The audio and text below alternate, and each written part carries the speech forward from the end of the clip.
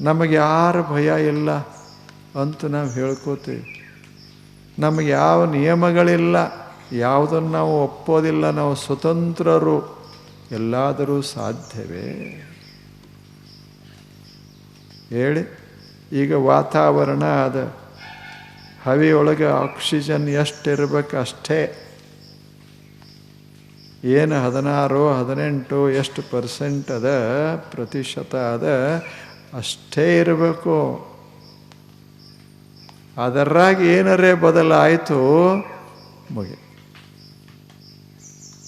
ಅದು ನಿಯಮ ಪಾಲಿಸ್ತಾದ ನಿಸರ್ಗ. ನಾವು ಎಷ್ಟೇ ಕೆಡಿಸಿದ್ರು ಮತ್ತು ಸಮಗೊಳಿಸಿ ಅದನ್ನು ಹೆಂಗೆ ನಿರ್ಮಾಣ ಮಾಡ್ಯದ?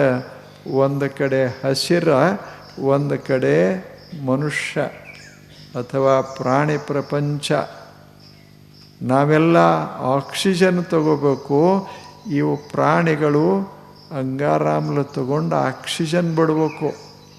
ಹೆಂಗೆ ಹೊಂದಾಣಿಕೆ? ಎರಡರ ಮಧ್ಯೆ ಎಷ್ಟು ಹೊಂದಾಣಿಕೆ? ನಾವು ಬಿಟ್ಟ ಅಂಗಾರಾಮ್ಲ ವಾಯು ಅದು ಕೆಡಕ ನಮಗೆ, ಅದನ್ನು ಬಿಡ್ತೇವೆ, ಅದನ್ನು ತಗೊಂಡು ಚಲೋ ಗಾಳಿ ಅದು ಬಿಡ್ತದಲ್ಲ. ಹೊಂದಾಣಿಕೆ ಹೆಂಗದ? ಇದು ನಿಯತಿ. ಅದು ಪಾಪ ಇಷ್ಟು ಕಷ್ಟಪಡ್ತದ ನಿಸರ್ಗ. ನಾವು ಸ್ವೇಚ್ಛಾಚಾರಿಗಳಾದರೆ ಹೆಂಗಾಗೋದು? ಯಾಕೆ ನಿಯಮ ಪಾಲಿಸಬೇಕು ಅಂತಂತೇವೆ? ಯಾವುದನ್ನು ಬಹಳ ತಲೆಗೆ ಹಾಕ್ಕೋಬಾರ್ದು, ಬಂದಂಗೆ ಹೋಗಬೇಕು ಅಂತೆ. ಹಂಗೆ ಆಗೋದಿಲ್ಲ, ಹಾಗಾಗೋದಿಲ್ಲ. ಟ್ರೇನ ಹಳಿ ಬಿಟ್ಟರೆ ಎಲ್ಲಿಗೆ ಹೋಗ್ತದೆ? ಎಲ್ಲದಕ್ಕೂ ಒಂದಿಷ್ಟು ನಿಯತಿ ನಿಯತಿ ನಿಯತಿ ನಿಯತಿ. ಈ ವಿಶ್ವದಲ್ಲಿ ನೀವು ಸಣ್ಣ ಅಣುಗಳಿಗೆ ಹೋಗ್ರಿ, ಅಣುಗಳ ಮಧ್ಯದಲ್ಲಿ ಏನು ನಿಯತಿ ಹೇಳಿ? ಎಂಥ ನಿಯತಿ! ನಿಮ್ಮ ಮೊಬೈಲ್ಗಳದಾವಲ್ಲ, ಅವೆಲ್ಲ ಸಣ್ಣ ಅಣುಗಳ ಮ್ಯಾಲೆ ನಿಂತಿದ್ದು ಎಷ್ಟು ಕೆಲಸ ಮಾಡ್ತಾವ. ನೀವು ಮಾತಾಡಿದರೆ ನಿಮ್ಮಂಗ ಧ್ವನಿ ಅಲ್ಲಿ ಕೇಳ್ಸಂಗೆ ಮಾಡ್ಯಾವ. ನಿಮ್ಮದು ಒಯ್ಬೇಕಲ್ಲ ಧ್ವನಿ ಆಕಾಶದಾಗ. ಈಗ ಮಾತಾಡ್ತೀರಿ, ಏನು ತಂತಿ ಅದಾವ, ಏನದಾವ? ಏನೂ ಇಲ್ಲ. ಈಗ ಮಾತಾಡ್ತೀರಿ. ನೀವು ಮಾತಾಡಿದ್ರಾಗ ಒಂದೀಟು ಹೆಚ್ಚು ಕಡಿಮೆ ಮಾಡದೆ, ಸ್ವಲ್ಪ ಕೂಡ ಹೆಚ್ಚು ಕಡಿಮೆ ಮಾಡದೆ ಅತ್ಯಂತ ವೇಗದಿಂದ ಆ ಮಾತುಗಳನ್ನು ತಗೊಂಡು ಹೋಗ್ತಾವ. ಇದೆಲ್ಲ ಅದ್ಭುತ ಅಲ್ಲೇನು? ಇದು ಇವ ಚಲೋ ಇಲ್ಲ, ಈ ಮನುಷ್ಯ, ಇವನು ಕೆಲಸ ಮಾಡಬಾರ್ದು ಅಂತ ಅವು ಇಲ್ಲ. ಒಂದೇ ನೀತಿ ಅವಕ್ಕೆ. ಯಾಕೆ ಬಳಸೋಲ್ಲ? ಯಾಕೆ? ನಮ್ಮ ವೇಗ ನಮಗೆ, ನಮ್ಮದು ಅತ್ಯಂತ ವೇಗ. ಇಲ್ಲಿ ಸುಮ್ಮನೆ ಹಿಂಗೆ ಮುಟ್ಟಿದ್ರೆ ಸಾಕು ಅಮೇರಿಕ. ಎಷ್ಟು ವೇಗ! ಈ ರೀತಿ ಕೆಲಸ ಮಾಡ್ಕೋತದಾವ ಅಣುಗಳು. ಅಷ್ಟು ಕೆಲಸ ಮಾಡುತ್ತೆ. ಇದನ್ನೆಲ್ಲ ನೋಡಿದರೆ ಮನುಷ್ಯನೇ, ನೀನು ಯಾರು? ನೀತಿಯನ್ನು ತೆಗೆದು ಹಾಕುವುದಕ್ಕಾಗಿ ನೀನು ಯಾರು? ಸಿಕ್ಕದ್ದು ಕುಡಿತೇನೆ, ಸಿಕ್ಕದ್ದು ತಿಂತೇನೆ, ಸಿಕ್ಕಂಗಿರ್ತೇನೆ, ಹಂಗಾಗೋದಿಲ್ಲ. ಹಾಗಾಗೋದಿಲ್ಲ. ಒಂದು ವೇಳೆ ನೀ ಹಾಗೆ ಮಾಡದೆ ನೀನು ಹಾಳಾಗ್ತಿ, ನಿನ್ನ ಸುತ್ತಲಿರೋದು ಹಾಳಾಗ್ತದೆ. ಆಗ ನೀತಿಶಾಸ್ತ್ರ, ಎಲ್ಲ ಶಾಸ್ತ್ರಗಳನ್ನು ಬಿಟ್ಟರೆ ನಡೀತದೆ, ಆದರೆ ನೀತಿಶಾಸ್ತ್ರ ಬಿಟ್ಟರೆ ನಡೆಯೋದಿಲ್ಲ. ನೀಯತೆ ಅನೇನ ಇತಿ ನೀತಿ. ನಮ್ಮನ್ನು ಓದು ಮುಟ್ಟಿಸೋದೇ ನೀತಿ. ಎದಕ್ಕೆ ಓದು ಮುಟ್ಟಿಸ್ತದೆ? ಶಾಂತಿಗೆ, ಪರಮ ಸ್ವಾತಂತ್ರ್ಯಕ್ಕೆ ಮುಟ್ಟಿಸೋದೇ ನೀತಿ. ನೀತಿ ಇದು ನೀತಿ. ಇದು ಎಲ್ಲರಿಗೂ ಅನ್ವಯಿಸುವಂಥದ್ದೇ. ಹೆಣ್ಣು ಮಕ್ಕಳಿಗೆ ಒಂದು ಬ್ಯಾರೆ, ಗಂಡು ಮಕ್ಕಳಿಗೆ ಒಂದು ಬ್ಯಾರೆ ಏನಿಲ್ಲ. ನಮ್ಮ ದೇಶದವ್ರಿಗೆ, ಕರ್ನಾಟಕದವ್ರಿಗೆ ಒಂದು ಬೇರೆ, ಮಹಾರಾಷ್ಟ್ರಕ್ಕೆ ಒಂದು ಬೇರೆ ಅಂತದ ಏನು? ಎಲ್ಲೇ ಹೋಗಲಿ ವಿಶ್ವ ನೀತಿ ಅಂತದ ಅಥವಾ ಅದಾವ, ಅವೆಲ್ಲ ಒಂದೇ ರೀತಿ, ಅದೆಲ್ಲ ಒಂದರಿ. ಇದನ್ನು ತಿಂದರೆ ಇದು ದೇಹ ಕೆಡ್ತದ ಅಂತ ಏನಾದರೂ ಇದ್ದರೆ ಇಲ್ಲಿಯೂ ಸರಿ ಅಲ್ಲಿಯೂ ಸರಿ, ಎಲ್ಲ ಕಡೆ. ಜಗತ್ತೇನು ನಮ್ಮ ಕೆಲವ್ರ ಸಲುವಾಗಿ ತಯಾರಾಗ್ಯದೇನು? ಅದೇ ನಮಗೊಂದು ನೀತಿ ಬ್ಯಾರೆ, ಶ್ರೀಮಂತರಿಗೆ ಒಂದು ನೀತಿ ಬ್ಯಾರೆ, ಬಡವರಿಗೆ ಒಂದು ನೀತಿ ಬ್ಯಾರೆ ಅಂತ ಎಲ್ಲಾದರೂ ಅದ ಏನು? ವಿಶ್ವ ನೀತಿ ಒಂದೇ, ವಿಶ್ವ ನೀತಿ ಒಂದೇ. ಲಾಸ್ ಆಫ್ ನೇಚರ್ ಅಂತದಾವ, ಅವು ನಿಸರ್ಗದ ನಿಯಮಗಳದಾವ, ಎಲ್ಲ ಕಡೆ ಒಂದೇ ಅದ.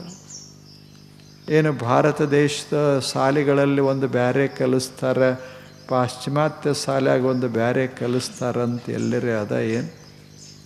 ಗಣಿತದ ನಿಯಮಗಳದಾವ, ಅಲ್ಲೊಂದು ಬೇರೆ ಇಲ್ಲೊಂದು ಬೇರೆ ಕಲಿಸ್ತಾರೆ. ನಮ್ಮದು ದೊಡ್ಡ ಶಾಲೆ, ನಮಗೆ 10 100 ಆಗೋದಲ್ಲ, 200 ಆಗ್ತದೆ. ಅದೇ ಹಂಗೆ ಆಗ್ತದೆ. ಅದೇ ನಿಮ್ಮ ಶಾಲೆ ದೊಡ್ಡದಿರ್ಬೋದು, ದೊಡ್ಡದದ ಅಂತ ತಿಳ್ಕೊಂಡೆ ನಿಯಮಗಳು ಬದಲಾಗ್ತವೇನು? ಅದನ್ನೇ ಕಲಿಸ್ಬೇಕು, ಅದನ್ನೇ ಕಲಿಸ್ಬೇಕು. ನಾವೀಗ ಭಾಳ ನಾವು ಡಾಕ್ಟ್ರೇಟ್ ಮಾಡೇವಿ, ಸಣ್ಣ ಹುಡುಗರಂಗೆ 2 4 ನಾವ್ಯಾಕೆ ಅನ್ಬೇಕು? ನಾವು 2 5 ಅಂತೀವಿ. ಆಗೋದಿಲ್ಲ. ನೀವು ಬೇಕಾದಷ್ಟು ಶಾಣ್ಯಾರಿರ್ರಿ, ದಡ್ರಿ, ನಿಯಮ ಹೌದಲ್ಲ. ಒಂದು ಎಮ್ಮೆ ಇತ್ತು ಒಂದು ಊರಾಗ. ಎಮ್ಮೆ ಅದಕ್ಕೆ 10 ಕಿಲೋ ಹಾಕಿದ್ರೆ 10 ಕಿಲೋ ಹಿಂಡ್ತಿತ್ತು. ಮಸ್ತಾಗಿ ಅದಕ್ಕೆ ಹಾಕಬೇಕು, 10 ಕಿಲೋ ಹಿಂಡ್ತಿತ್ತು. ಅವಾಗ ಏನು ವಿಚಾರ ಮಾಡ್ದ, ಇದ್ರಾಗ ಏನ್ರಿ ಉಳಿಸ್ಕೋಬೇಕು ಅಂದ. ಎಮ್ಮಿಗೆ ಹೇಳ್ದ, ನೋಡಿ ಇದು 10 ಕಿಲೋ ಅಂತ 5 ಕಿಲೋ ಇಟ್ಟ.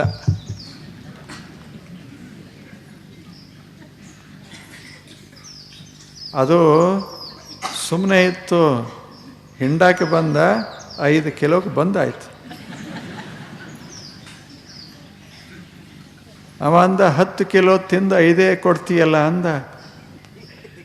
ಅದು ಅಂತೂ 5 ಕಿಲೋ ಕೊಟ್ಟು 10 ಕಿಲೋ ಹೇಳ್ತೀಯಲ್ಲ ಅಂದ.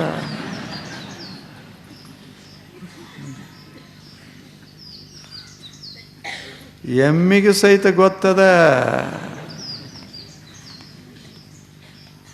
10 ಅಂದ್ರೆ 10 ಲೀಟರ್ 10 ಕಿಲೋ. ನೀ ಏನರೇ ಮೋಸ ಮಾಡಿದ್ರೆ ನಡೆಯೋದಿಲ್ಲ ಅಂತ ಎಮ್ಮೆ ಯಾರಿಗೆ, ಮನುಷ್ಯರಿಗೆ ಮಾಡಬಹುದು. ನಾವು ನಿನ್ನ ಮೋಸದಾಗ ಬೀಳೋದಿಲ್ಲ. ನಾವು ನಿಸರ್ಗವನ್ನು ಅನುಸರಿಸ್ತೇವೆ, ಮನುಷ್ಯನೇ ನೀನು ವ್ಯವಹಾರವನ್ನು ಅನುಸರಿಸ್ತೇವೆ. ಎಲ್ಲವನ್ನೂ ನೀನು ಸುಳ್ಳು ಬೇಕಾದಷ್ಟು ಹೇಳಬಹುದು, ಎಲ್ಲ ಕಡೆ ನಡೆಯೋದಿಲ್ಲ. ಮನುಷ್ಯನಲ್ಲಿ ನಡೆದೈತೆ ವಿನಃ ಜಗತ್ತಿನಲ್ಲಿ ನಡೆಯೋದು ಅದು ಆಗೋದಿಲ್ಲ. ಇದು ನಿಯತಿ, ಒಂದು ಕಟ್ಟು ನಿಟ್ಟು ಹಾಕಿಕೊಳ್ಳಲಾರದೆ ಎಲ್ಲಾದರೂ ಸಾಧನೆ ಮಾಡಲಿಕ್ಕೆ ಸಾಧ್ಯವೇ? ಎಷ್ಟು ಚಲೋ ಹೇಳಿದ್ರು. ಇದು ನಿಯತಿ, ಅದ್ಭುತವಾದ ನಿಯತಿ. ಇದನ್ನು ಎಷ್ಟು ಕೊಂಡಾಡಿದರು. ಸಾಕ್ರೆಟಿಸ್ ಅಂತ ಒಬ್ಬ ಮನುಷ್ಯ, ಅವ ಹೇಳ್ತಾನೆ, ಏನೆಲ್ಲ ಇರೋದೇ ಸಾಕು. ಶಿಕ್ಷಣ ಅಂದರೆ ಏನು? ಯಾವ ದಾರಿಯಿಂದ ಹೋದರೆ ನಮಗೆ ಕಲ್ಯಾಣ ಆಗ್ತದೆ ಆ ದಾರಿಯ ಜ್ಞಾನ ಮಾಡಿಕೊಡೋದೇ ಶಿಕ್ಷಣ. ಸಾಧನ ಅಂದ್ರೇನು? ಆ ದಾರಿಯಲ್ಲಿ ಸಾಗೋದೇ ಸಾಧನ. ಎಷ್ಟು ಚೆನ್ನ. ಇದ ವಿದ್ಯಾ ಏನು ಬಹಳ ದೊಡ್ಡದಿರ್ತದೆ. ಧರ್ಮಶಾಸ್ತ್ರ ಇಂತಿಂಥ ಗ್ರಂಥ ಇರಬಹುದು, ಎಲ್ಲ ಇರಬಹುದು, ಆದರೆ ಎರಡೇ ಮಾತು, ಏನು ನೀತಿ, ಎರಡು ಅಕ್ಷರ. ಒಂದು ಮಾರ್ಗ ಹಿಡಿದ್ರೆ ಶ್ರೇಯಸ್ಸಾಧನ, ಇನ್ನೊಂದು ಮಾರ್ಗ ಹಿಡಿದರೆ ಪ್ರೇಯಸ್ಸಾಧನ. ಯಾವ ಮಾರ್ಗ? ಒಂದು ದಾರಿ ದೇವಾಲಯಕ್ಕೆ ಹೋಗ್ತದೆ, ಒಂದು ದಾರಿ ಬಾರಿಗೆ ಹೋಗ್ತದೆ. ದಾರಿ ಅವು ಎರಡು. ಯಾವ ದಾರಿಲೇ ಪ್ರೇಯಶ್ಚ ಶ್ರೇಯಶ್ಚ ಮನುಷ್ಯ ಮೇಯ್ತವು. ಹೇಳ್ತಾನೆ ಎಷ್ಟು ಛಲೋ ಮನುಷ್ಯನೇ, ನೀನು ನಡೀತಾ ಇರುವಾಗ ಎರಡು ದಾರಿ ಬರ್ತಾವ. ಒಂದು ದಾರಿ ಹಿಡಿದು ಹೋಗು, ನಿನಗೆ ಒಳ್ಳೆಯದಾಗ್ತದೆ. ಇನ್ನೊಂದು ದಾರಿಗೆ ಹಿಡಿದು ಹೋಗು, ಏನಾಗ್ತದೆ ಗೊತ್ತಾಗ್ತದ. ಎಷ್ಟು ಚೆನ್ನಾಗಿ ದಾರಿಯೊಳಗಿರಬೇಕು ಮನುಷ್ಯ. ಆ ದಾರಿ ನಾವು ಹಾಕಿದ್ದಲ್ಲ, ಜಗತ್ತೇ ಹಾಕಿಬಿಟ್ಟದ ಆ ದಾರಿಯನ್ನು. ವಿಶ್ವದಾರಿ ಅದು, ವಿಶ್ವನೀತಿ. ಅಂಥ ಅದ್ಭುತವಾದ ಒಂದು ದಾರಿ. ಬಸವಣ್ಣನವರು ಎಷ್ಟು ಛಲೋ ಛಲೋ ಛಲೋ ಹೇಳ್ತಾರೆ. ಏನೂ ಮಾಡಬೇಡಿ, ಇದನ್ನು ದಾರಿ ಕಣ್ಣತ್ತ ಅತ್ತ ಲಿತ್ತ ಹೋಗದ, ಅದ ದಾರಿ. ಆ ಕಡೆ ಈ ಕಡೆ ದಾರಿ ಬಿಟ್ಟಿಯ, ಕಣ್ಣ ದಾರಿ ಬಿಡಬಾರದು, ಅತ್ತ ಲಿತ್ತ ಹೋಗದಂತೆ ಏನು ಮಾಡೋದು? ಕಾಲಿಗೆ ಹೇಳಿದ್ರು ಬಸವಣ್ಣವರು. ಆ ಬಳಿಕ ಅತ್ತ ಲಿತ್ತ ನೋಡದಂತೆ ಕಣ್ಣಿಗೆ ಹೇಳಿದರು, ಮಂದಿಗೆ ಹೇಳಲಿಲ್ಲ, ನಮಗೆ ನಾವೇ ಹೇಳಿಕೊಳ್ಳೋದು. ನಮ್ಮ ಕಾಲುಗಳು ಒಂದೊಂದು ಕಡೆ ಹೋದು ಅಂದ್ರೆ ಅವಕ್ಕೆ ಹೇಳೋದು, ಆ ಕಡೆ ಈ ಕಡೆ ಹೋಗಬೇಡ, ಕಣ್ಣ ಆ ಕಡೆ ಈ ಕಡೆ ಹೋಗಬಾರದು. ಕುರುಡನ ಮಾಡಯ್ಯ ತಂದೆ. ಅತ್ತ ಅದನ್ನು ಇದನ್ನು ಕೇಳದಂಗೆ ಮಾಡು. ಚಲೋದು ಕೇಳು, ಕೇಳಬೇಕಾದದ್ದನ್ನು ಕೇಳು, ಹೋಗಬೇಕಾದಲ್ಲಿ ಹೋಗು, ನೋಡಬೇಕಾದ್ದನ್ನು ನೋಡು, ಪ್ರೀತಿಸಬೇಕಾದದ್ದನ್ನೇ ಪ್ರೀತಿಸು. ಇದು ಬಸವಣ್ಣನವರದು. ಇಲ್ಲೇನು? ಅತ್ತ ಅಲ್ಲಿತ್ತ ಹೋಗದಂತೆ ಹೆಳವನ ಮಾಡಯ್ಯ ತಂದೆ. ಸುತ್ತಿ ಸುಳಿದು ನೋಡದಂತೆ ಅಂಧಕನ ಮಾಡಯ್ಯ ತಂದೆ. ಎಷ್ಟು ಛಲೋ ಮಾತು. ಅಂಥವರು ಯಾರಲ್ಲಿ ಶಿವನ ಅಂಶ ಅದ ಅಂತ ನಾವು ಹೇಳ್ತೇವೆ, ಅಂಥವರು ತಮಗೆ ಕೆಲವು ನೇಮ ಹಾಕ್ಕೊಂಡ್ರು, ತಮ್ಮ ಇಂದ್ರಿಯಗಳಿಗೆ ನೇಮ ಹಾಕ್ಕೊಂಡ್ರು. ಕಣ್ಣುಗಳೇ ಒಳ್ಳೆಯದನ್ನು ನೋಡಿರಿ. ಮನುಷ್ಯರಿಗೆ ಹೇಳಿದ್ರೆ ಬೇರೆ, ಇನ್ನೊಬ್ರಿಗೆ ಹೇಳಿದ್ರೆ ಜಗಳ ಶುರುವಾಗ್ತದೆ. ನನಗೇನು ಹೇಳ್ತಿ, ನೀನೇ ಹೇಳ್ಕೊ ಅಂತ. ಅವ್ರು ಹಂಗೆ ಹೇಳಲಿಲ್ಲ, ಮತ್ತೊಬ್ರಿಗೆ ಹೇಳಕ್ಕೆ ಹೋಗಲಿಲ್ಲ, ತಮಗೆ ಹೇಳ್ಕೊಂಡ್ರು. ತಮ್ಮ ಕಾಲಿಗೆ ಹೇಳಿದರು, ತಮ್ಮ ಕೈಗೆ ಹೇಳಿದರು, ತಮ್ಮ ಮನಸ್ಸಿಗೆ ಹೇಳಿದರು, ತಮ್ಮ ಕಣ್ಣು ಕಿವಿಗಳಿಗೆ ಹೇಳಿದರು. ಅದನ್ನು ಇದನ್ನು ತಿನ್ನಬಾರದು ಅಂತ ನಾಲಿಗೆ ಹೇಳಿದರು. ಕೂಡಲ ಸಂಗಮ ದೇವ. ಚಲೋ ಇಲ್ಲ ಇದು. ನಾವು ಇವಕ್ಕೆ ಹೇಳೋದು, ನಾಲಿಗೇನ್ರೆ ಬಯಸ್ತದ ಅದಕ್ಕೆ ಹೇಳೋದು ಬ್ಯಾಡು. ನೀ ಎಲ್ಲ ಮಾಡ್ತಿ, ಅದ್ರ ಉಳ್ದು ಹಾಳಾಗ್ತದೆ.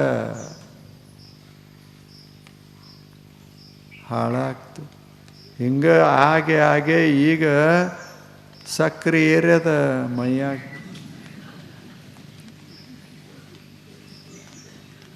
ಎಲ್ಲ ಒಳಗಿನ ಇಂದ್ರಿಯಗಳು ಕಷ್ಟಪಡಕತ್ಯಾವ. ನಿನ್ನ ಪರಿಣಾಮ ಇದು. ಎಲ್ಲದಕ್ಕೂ ಮಿತಿ ಇರಬೇಕಾಗಿತ್ತು ಅಲ್ಲವೇನು? ಯುಕ್ತಾಹಾರ ವಿಹಾರ. ಅದಕ್ಕೆ ಅವರು ಸರ್ವಜ್ಞ ಬಹಳ ಚಲೋ ಮಾತು ಹೇಳ್ತಾನೆ. ಚಲೋ ಮಾತು. ಹಸಿ ಅದಿರೆ ಉಣಬೇಡ. ಎಷ್ಟು ಸಣ್ಣ ಸಣ್ಣ ಮಾತು ಹೇಳ್ತಿರ್ತಾರೆ. ಇವಕ್ಕೇನು ದೊಡ್ಡ ಜ್ಞಾನ ಬೇಕೇನು? ಹಸುವಾಗಲಾರ್ದೆ ಉಣಬೇಡ, ಹಸದ ಮತ್ತೆ ಹಂಗೆ ಇರಬೇಡ. ಚಲೋ ಇಲ್ಲ ಇದು? ಇದಕ್ಕೇನು ದೊಡ್ಡ ಡಾಕ್ಟ್ರ್ ಬೇಕಾ? ಅವರು ಇವ್ರ ಹತ್ತಿರ ಹೋಗಿ ಕಲಿಯೋದದ. ನಾವು ಮುದುಕರಾದರೂ ಸಹಿತ ನಾ ಏನು ತಿಲ್ಲಿ ಅಂತ ಕೇಳ್ತೇವೆ. 80 ವರ್ಷ ತಿಂದಾನ, ಈಗ ಏನು ತಿನ್ನಬೇಕು ಏನು ಬಿಡಬೇಕು?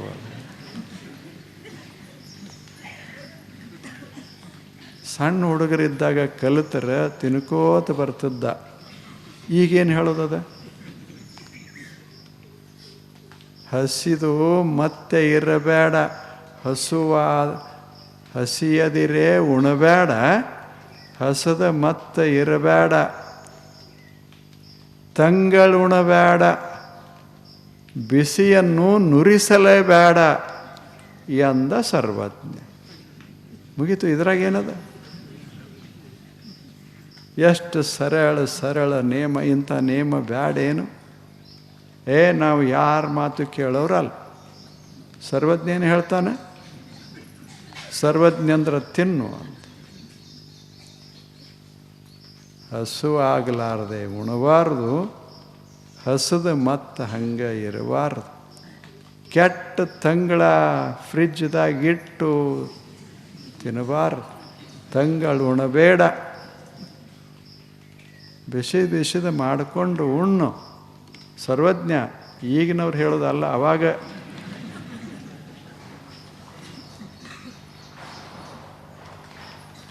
ತಂಗಳು ಉಣಬೇಡ ಮತ್ತು ಬಿಸಿಯನ್ನು ತಿಳ್ಕೊಂಡು ನಾಲಿಗೆ ಸುಟ್ಕೋಬೇಡ. ಬಿಸಿಯನ್ನು ನುರಿಸಲೇಬೇಡ. ಏನರೇ ಮಾಡ್ಕೊಂಡು ಮತ್ತೆ ಎಷ್ಟು ಸಾಕಲ್ಲ? ಶರೀರಕ್ಕೆ ಗೊತ್ತಾಗ್ತದೆ ಯಾವಾಗ ಉಣಬೇಕು ಯಾವಾಗ ಉಣಬಾರ್ದು. ನಿನ್ನ ತಲೆ ಬಳಸಬೇಡ. ನಿನ್ನ ಶಾಸ್ತ್ರ ಏನು ಹೇಳಕ್ಕೆ ಹೋಗಬೇಡ. ಹೆಂಗದ ಶರೀರ ತನ್ನದೇ ನೇಮದಾಗದ. ಅದಕ್ಕೊಂದು ನೇಮ. ಇದಕ್ಕೆ ನೀತಿ ಅಂತಾರೆ. ಉಣ್ಣೋ ನೀತಿ. ಎಷ್ಟು ಚಲೋ ಅದ ಇದು. ಉಣ್ಣೋ ನೀತಿ ಎಷ್ಟು ಸರಳ ಅಲ್ಲೇನು? ಇನ್ನು ಅದನ್ನು ಓದಿ ಇದನ್ನು ಓದಿ ಅಷ್ಟು ಪ್ರೋಟೀನ್ ಇಷ್ಟು, ಆ ಬಳಿಕ ಯಾವುದು ಕಾರ್ಬೋಹೈಡ್ರೇಟ್ ಇಷ್ಟು, ಫ್ಯಾಟ್ ಇಷ್ಟು, ಅದನ್ನು ಬರ್ಕೊಟ್ಟಿರ್ತಾರೆ. ಈ ರೀತಿ ಉಣ್ಣಕ್ಕೆ ಶುರು ಮಾಡಿದರೆ ಗತಿಯ. ಪ್ರತಿಯೊಂದು ಅವ್ರು ತಂದಿಟ್ಟು ಕೂಡಲೇ ಇದ್ರಾಗ ಪ್ರೋಟೀನ್ ಎಷ್ಟದ, ಇದ್ರಾಗ ವಿಟಮಿನ್ B ಎಷ್ಟದ, C ಎಷ್ಟದ, ಇದನ್ನೆಲ್ಲ ತಲೆ ಹಾಕ್ಕೊಂಡ್ರೆ ಗತಿಯ. ಅವ ಹೇಳ್ತಾನೆ ಹಸುವಾಗಿತ್ತು ಉಣ್ಣು, ಆಗದಿದ್ದರೆ ಉಣ್ಬೇಡ. ಸಿಕ್ಕಾಪಟ್ಟೆ ಸಿಕ್ಕಾಗಿ ತಿನ್ನಬೇಡ. ಎಷ್ಟು ಪಾಲಿಸು. ದನಪನ ಎಷ್ಟು ಚಲೋ ಪಾಲಿಸ್ತವ. ಯಾವುದರೇ ಒಂದು ಹಕ್ಕಿ ಬಂದು ಅಥವಾ ನಿಮ್ಮ ಮನೆಯಾಗಿರುವ ಪ್ರಾಣಿನೇ ಬಂದು ನಾನು ಏನು ತಿನ್ನಲಿ ಅಂತ ಕೇಳ್ತಾವೇನು? ನೀವು ಬೇಕಾದ ಹಾಕ್ರಿ, ತಮಗೆ ಬೇಕಾದಷ್ಟೇ ತಿಂತಾವ, ಬೇಕಾದ್ದೇ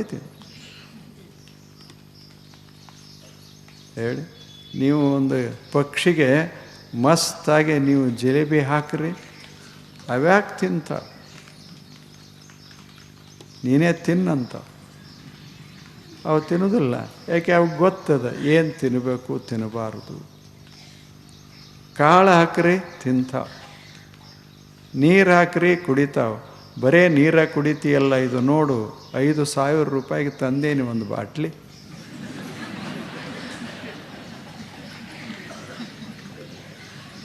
ನಿಮಗೆಲ್ಲಿ ಸಿಗ್ತದೆ? ಕುಡೀರಿ ಅಂತ ಹಿಂಗೆ ಅದ್ರಾಗ ಪ್ರಯಾಣದಾಗ ಹಾಕಿ ತೂಗ ಹಾಕ್ರಿ, ಸಮೀಪ ಇದೆ. ಆದರೆ ಮನುಷ್ಯ ಹಾದಿಯಿಂದ ಹೋಗ ವಾಸನೆ ಬಡಿತದೆ. ಹಕ್ಕಿ ಮ್ಯಾಲ ಕುಂತಿರ್ತದೆ, ಅದಕ್ಕೆ ಇವ ಹಾಕಿರ್ತಾನೆ, ಇವ ತಿರುಗಾಡ ಹೊರಗೆ ಹೊಂಟ್ರಿತಾನಲ್ಲ ಅವಾಗ ಬಡಿತದ. ಅವ ಅದರ ಕಡೆ ಬರ್ತಾನೆ, ಮ್ಯಾಗ ಹಕ್ಕಿ ನೋಡ್ತದ, ಹುಚ್ಚದ ನೀ ಮನುಷ್ಯ. ನಾವು ನಿಯಮ ಬಿಡೋರಲ್ಲ, ಏನೋ ಏನು ಅದನ್ನೇ ಮಾಡೋರು. ಚಲೋ ಇಲ್ಲ. ನೀತಿ ಬಹಳ ಅದ್ಭುತವಾದ ನೀತಿ ಇದೆ. ಇಂಥ ನೀತಿ ಜೀವನವನ್ನು ನಾವು ಕಲಿಯೋದು, ಕಲಿಸೋದೇ ಶಿಕ್ಷಣ. ಇದೇ ಸಂಸ್ಕೃತಿ.